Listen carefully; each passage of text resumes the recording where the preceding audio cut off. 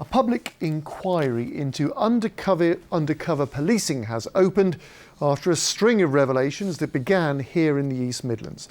It's 4 years since environmental protesters discovered their group in Nottingham had been infiltrated by a detective called Mark Kennedy. Well, he spent 7 years posing as an activist while he was actually working for a controversial Metropolitan Police unit. Our social affairs correspondent Jeremy Ball reports. The environmental protests at Ratcliffe Power Station that prompted a national scandal about a secretive undercover policing unit. Detectives spying on activists by living double lives. Come through here. This is how Mark Kennedy's cover was blown. He was arrested at a school in Nottingham as more than 100 eco-protesters prepared to occupy the power station. One of the female activists he was spying on believed they were in a long-term relationship.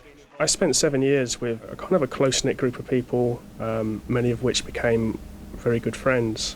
I felt a huge sense of betrayal.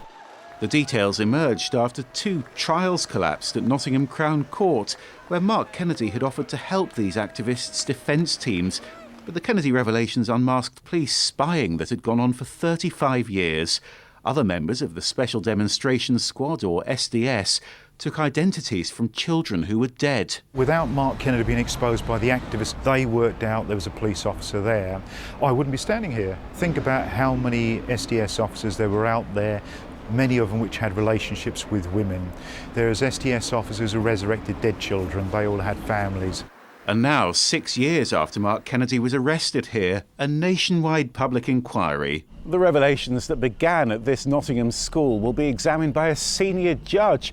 He'll examine whether government ministers knew what the undercover detectives were doing and whether some of the activists they were targeting were victims of miscarriages of justice. Mark Kennedy's undercover policing unit has already been investigated by Derbyshire's Chief Constable. That inquiry found the SDS targeted 18 justice campaigns. The Special Demonstrations Squad has now been disbanded. Jeremy Ball, BBC's Midlands Today, Nottingham.